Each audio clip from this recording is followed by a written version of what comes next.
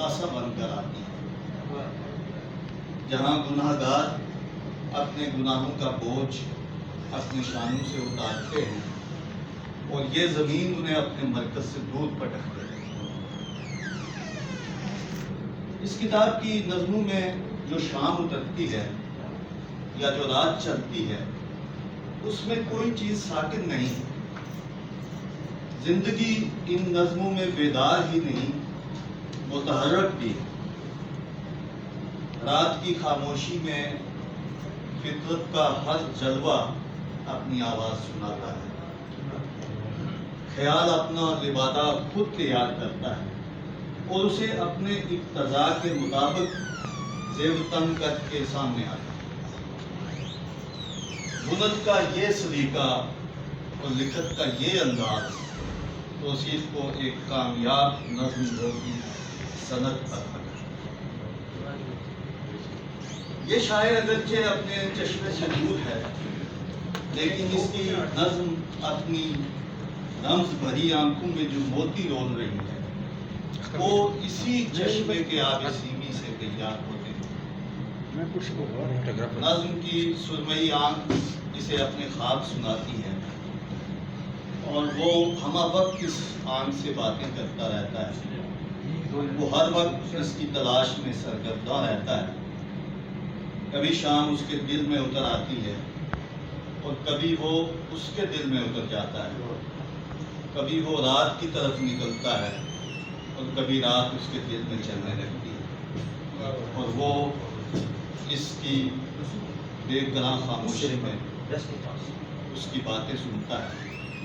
میں ازل سے ابد سے مخاطب نہیں، میں کسی آسمانی روایت کا کاتب نہیں، میں تو نکلا تھا اس سرمئی آنکھ کو ڈھونڈنے جو میرے دل میں روشن رہے۔ ہماری شاعری خصوصاً غزل کی ثقافتی روایت میں صوفیانہ مضامین بڑی خوبی سے باندھے گئے ہیں۔ میں نہ ہی سب توں اس کی جانا میں کون کے اس ویرانے میں توصیف کی آواز کچھ زیادہ بلند نہیں ہے، لیکن وہ اس روایت کے لاشعوری تیر سے بچ نہیں سکا۔ اس مجموعے میں ان کی نظم سائیں سہیلی مجھے خاص طور پر پسند ہے، جس میں وہ کہتے ہیں کہ سائیں سہیلی میرے بیٹی، آپ تو سارا دن کافوری خوشبوؤں میں تازہ قبروں کے تعویذ سے اپنی پشت لگائے گھومتے رہتے ہیں، اور آخر میں وہی وجودی کر کہ سائیں سہیلی میں پیتل تانبے کا برتن جانے کس رسی سے بنا ہوں، اس کے پیچھے بھاگ رہا ہوں۔ بہت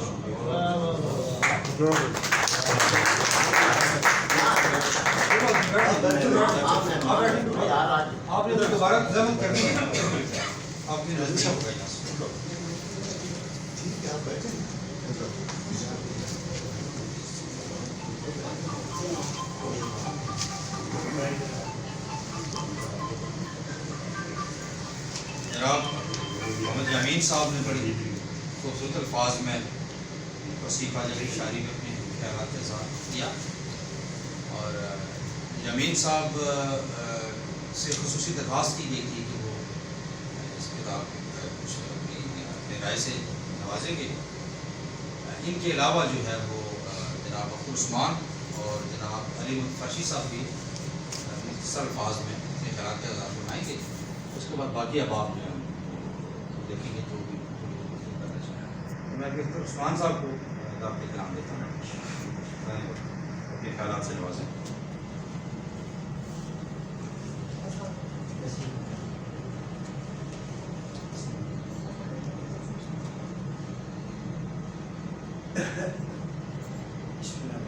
یہ 90 یا 91 کی بات ہے، جب پہلے پہل میں لاہور میں UET میں میرے دوست رحمان حفیظ مجھے لے گئے، تو وہاں غزل کے اکثر شاعر اپنی غزلیں سنا رہے تھے، واہ واہ ہو رہی تھی، اور ایک کشمیری لڑکا اس نے نظم سنائی اور وہ بالکل مختلف نظم تھی.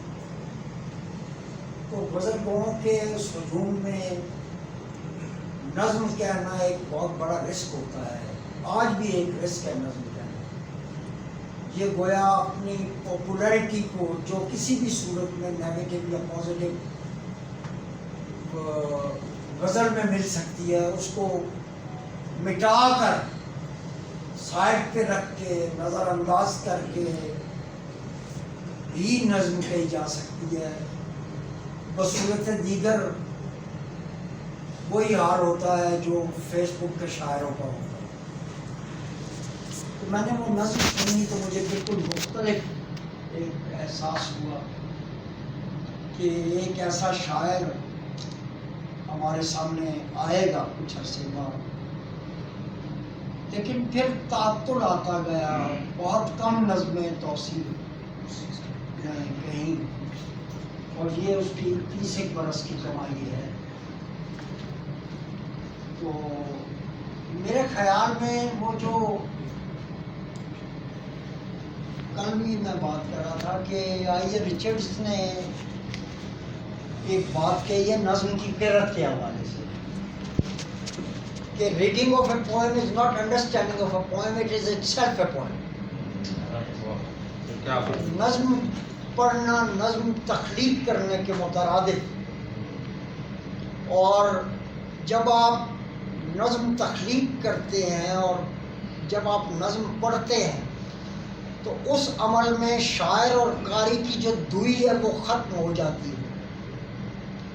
جس کو مولانا نے یوں کہا ہے کہ اے خدا بن ماتو جن رہا المقام کندر بھی حرف بھی رویت کلام, کہ اے خدا مجھے سخن کی اس منزل تک پہنچا دے جہاں حرف کی ضرورت باقی نہ رہے.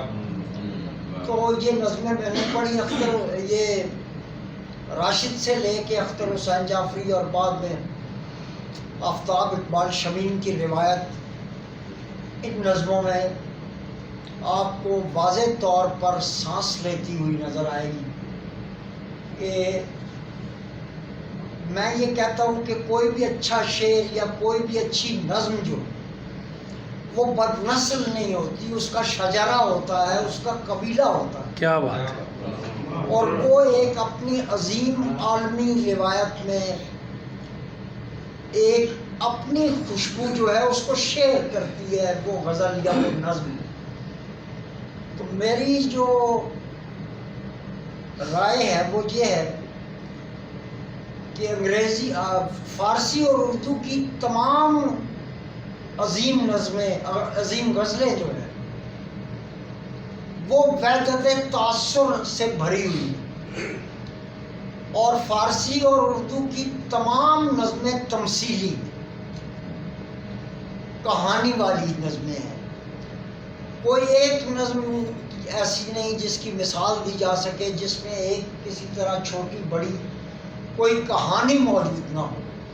تو گویا نظم نگار بیک وقت غزل کو بھی ہوتا ہے, وہ داستان کو بھی ہوتا ہے, اور وہ شعر آشوق بھی لکھ رہا ہوتا ہے.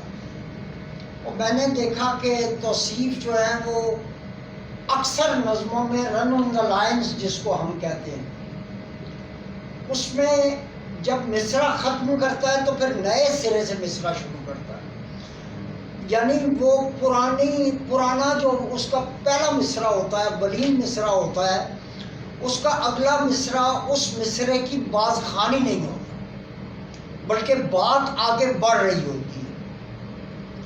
اس میں کمپوزنگ کی کافی غلطیاں ہونے کے باوجود میں اس کو 2 بار پڑھ چکا ہوں 1.5 دن میں, اور میں نے یہ دیکھا ہے کہ فی الوقت یہ جو جس زمانے میں ہم رہ رہے ہیں اور جس میں تمثال کاری کا ایک 90s کی شروع میں ایک بہت غوغا تھا نئی نسل کے حوالے سے, وہ جو ستیہ پال آنند نے بات کی تھی, امیج اسکول کی جو بات کی تھی, وہ اب محض ان 3 یا 4 ہی نہیں رہی. وہ بات وہ بہت آگے چلی گئی ہے, اور بالکل وہ جو عزرا پاؤنڈ کے سامنے کسی نے یہ اعتراض کیا تھا امیجزم پر کہ امیجزم جو ہے وہ اصل میں سمبلزم ہی کی ایک شکل ہے، تو ایزرا پاؤنڈ نے کہا کہ نہیں،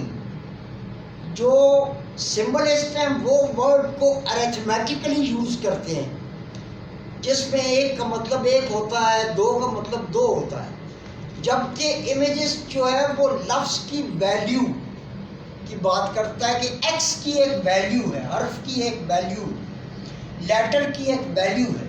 وہ ہم جو ہیں امیجسٹ، یہ ذرا پاؤنڈ کے الفاظ ہیں کہ ہم امیجسٹ لوگ جو ہیں وہ لفظ کو الجبریکلی استعمال کرتے ہیں، اور اس میں پھر 2 سال تو بورڈز ان کے کٹے 10 سے لے کے 1910 سے لے کے 1912 تک، لیکن اس کے بعد وہ پھر وارٹیکس کی طرف چلے گئے جو امیج کی ایک بہت یوں کہنا چاہیے کہ نادر قسم ہے۔ میں نے یہ دیکھا ہے کہ اکثر ہمارے نظم گو جو ہیں وہ یا تو پہلے مصرعے کی وضاحت کرنے میں پوری نظم گزار دیتے ہیں، بات آگے نہیں بڑھتی، یا یہ ہوتا ہے کہ کچھ فلسفیانہ موشگافیاں جو ہیں وہ ان کا راستہ روک لیتی ہیں۔ جب تک آپ کا ایک باقاعدہ نقطۂ نظر نہ ہو، چاہے آپ لیفٹ اور رائٹ کے جھمیلوں سے نکل کے، آپ کا ایک نقطۂ نظر نہ ہو، نظم آپ سے نہیں بنتی، اور شام اور رات کا تعلق تو ہے ہی نظم سے۔ غزل روشن دن کی صنف ہے، جبکہ نظم جو ہے اس میں جب آپ کو کچھ ہیولے سرسراتے ہوئے نظر آتے ہیں اور قدموں کی چاپ سنائی دیتی ہے، وہ گمبھیرتا ہی اصل میں نظم ہے، اور اس گمبھیرتا کے ساتھ رہنا، اور وارٹیکس جس کا میں ذکر کر رہا تھا، وہ جو بھنور کا سینٹر ہوتا ہے، اس کی طرف پورے تعقل کے ساتھ جانا، وہ توصیف خواجہ کو نصیب ہے۔ بس ان سے یہ گلہ ہے کہ وہ مصرعے کو توڑیں نہ، وہ اس کو اسی طرح جانے دیں جس طرح وہ اپنے ایک فلو میں، وہ بعض اوقات نظم کو روک کے ختم کر دیتے ہیں، یا چلتے ہوئے جو ایک مصرع ہے وہ جس کے بارے میں وہ انیس نے کہا کہ مچھلی کو بندے پانی میں رکتے نہیں دیکھا، وہ ان کے یہاں ڈائیورسیفیکیشن زیادہ ہے۔ اچھا، ہماری نظم کا سب سے بڑا پرابلم اس کی وربوسٹی ہے۔ اکثر لوگ نظم میں، اور اب یہاں پہ آج میری جیسے احمد لطیف سے ایک زمانے بعد ملاقات ہوئی، مجھے آج بھی وہ زمانہ یاد ہے۔ یہ بھی ہم اکٹھے یونٹی میں ہوا کرتے تھے توصیف کے ساتھ، اور اپنا رحمان حفیظ کے ساتھ، اور ناصر اکبر اور شاہین جو ان کے غالباً جونیئر تھے یا سیشن فیلو تھے، اور ادریس بابر، یہ سارے لوگ جو تھے وہ، ان دنوں جو نظمیں ہم نے سنی اور اب جو یہ نظمیں یکجا پڑھی ہیں، تو اس کا تاثر جو ہے وہ بالکل بدل گیا، اور میرے ذہن میں ایک ایسا میچور پوئٹ جو ہے، اس نے نظم کے پورے پاکستان کی، اب میں اردو نظم کی بات کر رہا ہوں، ان 3-4 شاعروں میں جو ایک ہاتھ کی گنتی پہ پورے نہیں آتے، 4-5 شاعر، 5 کا کیا لیں آپ کے ایک ہاتھ کی گنتی پوری ہو سکے کھینچتان کے، ان میں توصیف بس داخل ہونے کو اور اس کے قدموں کی چاپ ہمیں واضح طور پر سنائی دے رہی ہے۔ میں یہ سمجھتا ہوں کہ شام کے استعارے پر بات کرنے کے لیے، رات کی تمثال پر بات کرنے کے لیے، یہ جو ہمارے یہاں اختر حسین جعفری نے اور راشد نے اور بعد کے نظم گوؤں نے، جن کا ذکر ستیہ پال آنند نے کیا، چاہے وہ فرشی ہوں یا رفیق سندیلوی ہوں یا 1-2 غیر موجود لوگ جو ہیں، ان میں سعید کے ساتھ یہ میں بات کرتا ہوں کہ انہوں نے تمثال کو ان بزرگوں کی طرح استعمال نہیں کیا۔ جعفری صاحب نے تمثال اپنی زمین سے اٹھائی. اور ہمارے جو یہ نئے شاعر ہیں ان میں سے بھی جو اچھے شاعر ہیں جن کو جو ایک ہاتھ کی انگلیوں پر گنے جا سکتی ہیں, ان کی تمثالیں اور ان کی جو نادر تشبیہات اور علامتیں ہیں وہ اپنی زمین اور دھرتی سے یہ پوری کتاب آپ پڑھ جائیے. سب سے پہلے تو یہ اس کتاب کا جو ٹائٹل ہے رات چلتی ہے, وہ آپ کو پرسونیفائی ہوتا ہوا نظر آئے گا اس کتاب کے اندر. اور جو اسراریت ہے جس کے بارے میں W.B. Yeats نے کہا تھا کہ you cannot give a body to something that moves beyond the senses unless your words are as subtle, as complex, as full of mysterious life as the body of a flower or of a woman. کہ آپ کسی شے کو جو ماورائے حواس گھومتی ہو کوئی شکل نہیں دے سکتے تاکہ آپ کے لفظ ایک عورت یا ایک پھول کے جسم کی طرح اسراریت سے متصف, مرموز اور اس کے نہا خانہ احساس میں جاگتے نہ. یہ بنیادی تعریف. تو میں اپنی بات یہاں پہ ختم کرنا چاہتا ہوں. یہ گفتگو بہت لمبی ہو جائے گی اور توصیف اس کا حق رکھتا ہے کہ اس کی کتاب پر پڑھ کر اور اس کی تمثالوں کو چن کے باقاعدہ ایک ایسا نگار خانہ ترتیب دیا جا سکتا ہے جس میں محض وجودی کر نہیں ہے. بہت سارے باکمال شاعروں کو ہم یہ کہہ کے ٹال دیتے ہیں کہ جی وہ سعید احمد وجودی کر کا شاعر. اس طرح نہیں ہے. ایگزسٹینشلزم کی وہ صورتیں جو آپ کی تہذیب کا لوہا ہے, جو آپ کے ملک کا, جو کشمیر والوں کا بنیادی انڈیویجول اور کولیکٹیو پرابلم ہے, جو ان کے سوشل پرابلمز ہیں, جو اس کے انٹلیکچوئل پرابلمز ہیں, وہ آپ کو اس کتاب میں دکھائی دیں گے.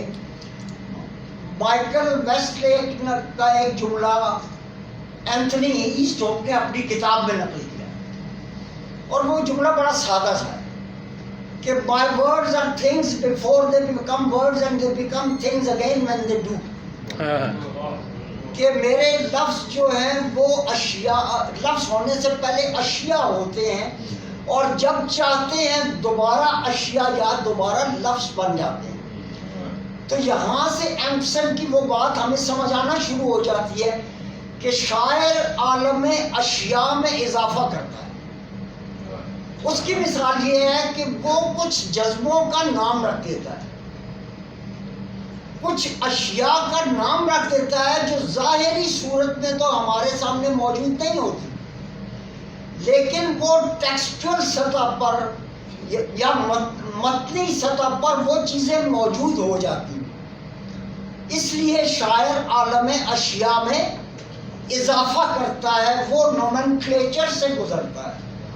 اور جب تک ہم ان تمثالوں کو جو رات چلتی ہے کے اندر ہے, خود اس تمثال کو رات چلتی ہے یہ کیا ہے, اس کو اچھی طرح جب ہمارے پاس وقت ہوگا, جب اس کتاب کی تقریب رونمائی ہو, یہ تو تقریب اجرا ہے, تقریب تقسیم ہے, اس پہ تو اس لیے میں مختصر بات کر رہا ہوں, ورنہ 1-1.5 گھنٹہ آرام سے اس کتاب پہ, اس کے ایک جز پہ بات کی جا سکتی ہے.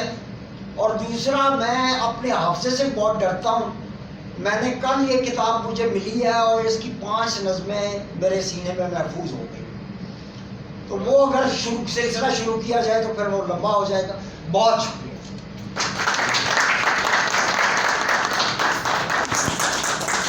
جناب اختر عثمان صاحب خیالات کا اظہار فرما رہے تھے.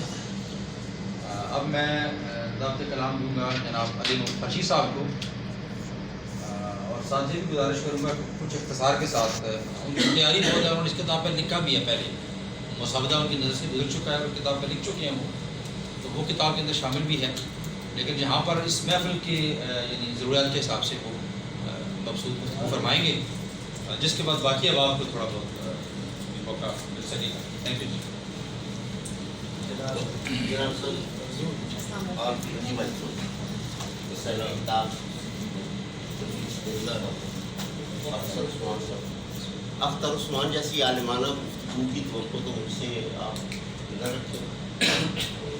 اور دوسری بات یہ دیباچہ لکھنے کا بھی الزام مجھ پر ہے. تو اب میں نئی بات کوئی کرنے کی تیاری میں بھی نہیں ہوں, تو لہذا وہ خود اوپر سے انتظامیہ اسٹیبلشمنٹ کا حکم بھی ہے جس سے وہ گرداری نہیں کی جا سکتی. تو میں اپنی جو ہے علمیت کی جہالت اسے پردے میں رکھتے ہوئے صرف مبارکباد پیش کروں گا. اور یہ اختر عثمان صاحب کی گفتگو سے مجھے کم از کم یہ تصدیق ہوگی کہ جو لکھا ہے میں نے وہ کوئی ایسا غلط بھی نہیں لکھا. ظاہر ہے کہ جب ایک شاعری کی پہلی کتاب آ رہی ہو, میں ویسے بھی نہیں ہوں, نفاق تو میں نہیں ہوں, اور جب کتاب پہلی دفعہ پہلی کتاب آ رہی ہو تو اس وقت لکھنے والے کے لیے بڑی کڑی آتا ہے. اور میں کہتا ہوں کہ لکھنے والوں کو اس آزمائش سے بچانا چاہیے. میں نے اپنی کتاب پر تیز ہوا میں جنگل مجھے بلاتا ہے کوئی رائے کسی کی نہیں دی, اور آج تک میں نے اپنی کسی کتاب میں خود کوئی اظہار نہیں کیا. شاعر کو لکھنے کے بعد اس سے الگ ہو جانا چاہیے. اور میرا معاملہ تو اختر عثمان صاحب سے بالکل متضاد سب ایک بول کا ہوں کہ مجھے اپنی لکھی ہوئی چیز بھی یاد نہیں ہوتی, اور میں اس سے جان اٹھے چڑھاتا ہوں. لکھنے کے بعد فوراً میں اس سے فیڈبیک ہوتی اس کی کوشش کہ شاید وہ میں تخلیقی ایک جو تجربے سے گزرتا ہوں وہ اس کو یاد رکھنے کی لاشعوری کوشش نہیں کرتا. اور شاید یہی وجہ ہے کہ مجھے وہ چیزیں زیادہ پسند آتی ہیں جن میں نیا پن. اور یہ بھی میں نے کہہ رکھا ہے کہ جب میں خود کو ریپیٹ کرنا شروع کر دوں گا یا میں تخلیقی طور پر محسوس کروں گا کہ میرے سوتے خشک ہو گئے تو میں اعلانیہ علیحدہ ہو جاؤں گا. جو لوگ یہ سمجھتے ہیں کہ یہ شاعری کی ذریعہ عزت ہے, میرے خیال میں ان کو ریتھنک کرنا چاہیے. ہمارے معاشرے میں اجتماعی طور پر یا انفرادی طور پر یہ ذریعہ اذیت تو ہو سکتا ہے, ذریعہ عزت نہیں, چاہے وہ سوالی طور پر ہو یا تخلیقی طور پر. ادب کا سنہری دور ختم ہو چکا ہے. ادب رہے گا. ادب اس وقت بھی تھا, شاعری اس وقت بھی تھی جب کوئی لکھنا بھی نہیں جانتا. شاعری اس وقت بھی تھی جب لیلا و الف لیلا جیسی کتاب جس کا کوئی ایک مصنف بھی نہیں, اجتماعی شعور کی ایک ایسی داستان, یہ اس سے بھی زیادہ ہے. 1001 نہیں ہے, وہ عربی کا ایک طریقہ ہے کہ وہ جب کسی چیز کو اضافہ کرنا چاہتے ہیں تو اس میں ایک عدد کا اضافہ کر دیتے ہیں, کہیں 10 عدد کا اضافہ کر دیتے ہیں.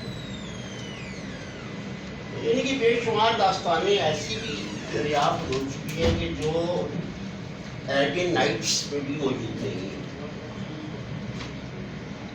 اور اس داستان نے ہمارے شاعروں پر بھی اثر ڈالا, پسند انداز ہوئی ہے داستان. راشد صاحب پر اثر انداز ہوئی, اتنے بڑے دریائے عظیم جو ہونے چاہیے کہ تو ایک ادھر سے ہے یورپ کا اور ایک عرب. اور اردو میں کو یہ سہولت حاصل ہوئی کہ اس نے 4 بڑی زبانوں کا دودھ. میں اس پر یقین رکھتا ہوں کہ خود ایک زبان ہے، زبانوں کا مجموعہ نہیں ہے. الفاظ کے ناؤنس کے آنے سے یا ناؤنس کے نکل جانے سے کوئی زبان چھوٹی یا بڑی نہیں ہوتی. مثلا پٹواری زبان میں سیاق الملوک کو ایک طرف رکھ دیا جائے تو اردو کی بہت ساری کتابیں جو بہت معروف کتابیں ہیں تو وہ وزن میں کم ہو جائیں گی، ان کا پڑھنا بھاری ہو جائے گا. تو پٹواریوں کا ایک جلسہ ہو رہا تھا، مجھے انہوں نے غلطی سے بلا لیا. میں نے کہا یار یہ جو گلی والے میں یا منڈی میں بولی جاتی ہے یہ بولی ہوتی ہے، زبان نہیں ہوتی. اگر پٹواری نے زندہ رہنا ہے تو میاں محمد کی وجہ سے زندہ رہنا ہے، یا آپ کوئی چیز تخلیق کریں گے تو اس کی وجہ سے. زبانیں ہمیشہ اس کے تخلیق کاروں کی وجہ سے زندہ رہتی ہیں. گلی محلے میں لفظ بولنے والوں کو یہ جتنے لفظ آپ جمع کر لیں، اردو کا تو مزاج ہی ایسا ہے کہ وہ اپنے اندر جو لفظ آتا ہے کسی بھی زبان کا اس کو ایسا ڈھالتی ہے. بوٹم آپ دیکھیں، بوریت کوئی آپ سوچ بھی نہیں سکتا. مجھے نہیں یقین کہ کسی کے ذہن میں آئے کہ بوریت جو ہے یہ ادھر سے ہے وہ لفظ. یہ بہت صفائی کرتی ہے ہماری زبان کا جو اجتماعی شعور ہے، اجتماعی لاشعور.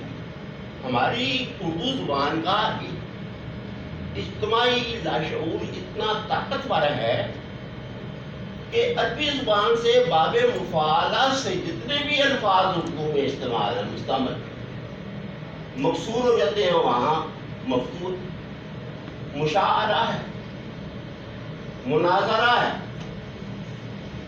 مکالمہ ہے، یہ سارے مقصور اور پڑھتے ہیں. یہ کسی کے کہنے پر نہیں ہوا، یہ کسی زبان دان نے یا کسی لغت بنانے والے نے. یہ اجتماعی لاشعور کا آپ کہہ لیجیے کارنامہ ہے کہ پورا باب مفاعلہ مفاعلہ میں بدل جاتا ہے. یہ کوئی ذوق تو ہے اس زبان کا. اور بہت سی باتیں ہیں، میں تفصیل میں نہیں جانا چاہتا. میں بات کر رہا ہوں اپنے عہد، اس کی اصناف اور اس میں تخلیق کرنے والے فنکاروں کی انفرادی جو آؤٹ ہے پروڈکشن ہے، تخلیق.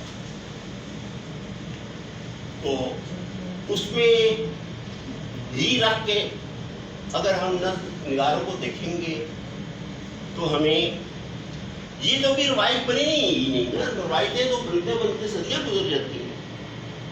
ایک روایت بننا بہت ٹائم لیتا ہے. لیکن یہ بڑی حیرتناک بات ہے جو قابل غور ہے کہ یہ 70 کے بعد نظم نے بہت بڑی طرح ہے. اس کی زبان بالکل مختلف ہو گئی ہے. مثلا یہاں آپ کو فیض والی یا اختر حسین جعفری والی یا آپ کہہ لیں کہ راشد والی زبان، یہ وہی زبان آپ کو اس میں ملے گی جو آپ کے آس پاس کی، یعنی کہ کتابی زبان سے نظم نے مکمل طور پر آزادی حاصل کر لی. بکش لینگویج سے، قاموسی لینگویج سے، یا قاموسی لغت سے، زبان سے نظم نے، اور پھر اس میں انفرادی تجربے کا آنا بڑا آسان ہو گیا. اب جتنے انسان ہیں اسی طرح ان کی شخصیت کی اسلوب جو تخلیقات ہوتا ہے وہ اسلوب ذات سے ہی نکلتا ہے. اسلوب حیات اگر نہیں ہے تو اسلوب تخلیقات کیسے وجود میں آئے گا؟ یہ پورا ایک اسلوب ہے. جبکہ غزل کا جو اسلوب ہے وہ اجتماعی، اس میں آپ یہ جو الزام لگایا جاتا ہے نا کہ وہ امر پرستی کی وجہ سے اس میں مرد محفوظ نہیں، اس کی وجہ یہ ہے کہ یہ مابعد طبیعتی ناول جو ہے غزل کا وہ اس کو اصناف سے، اور پھر فارسی سے آئی تھی تو فارسی میں یہ کلیش ہے ہی. جب نئے نظم نگاروں کو मैं देखता हूँ तो मायूसी भी बहुत होती है, बहुत तनासानी। लेकिन वो जाहिर है कि मैंने इसमें लिखा कि वो 5-6 साल सीम पर रहते हैं, 10 साल रहेंगे, फिर उसके बाद फिर कर जाते हैं। हमने बहुत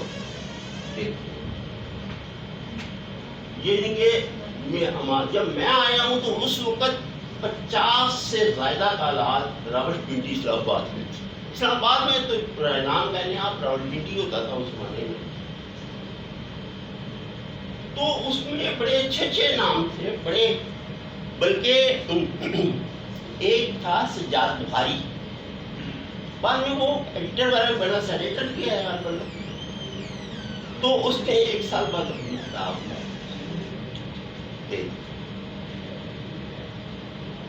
लिखने के 1 साल बाद, जल्दबाज उस जमाने में की थी, आज के दौर में जल्दबाजी नहीं है, ये बहुत पुराना चला आ रहा है। तो वो सेनेटर तो बन गया, शायद नहीं बन सकता। ये बड़ा ठंडे मिजाज का काम, ये बड़ी अपने साथ लिव करने का, अपने साथ जिंदगी गुजारने का एक उस्लूब है। नावल और नज़्म में बस इतना सा फर्क है कि वो प्रोज में है, इसके अंदर पोएट्री में अनासिर ज़्यादा हो जाते हैं, लतीफ़ लताफत ज़्यादा हो जाती है, ज़मान और मकान से बाहर निकल जाता है कोई, और फिज़िक्स और मेटाफिज़िक्स के दरमियान ज़िंदगी गुजारने का एक नया रास्ता बनाता है।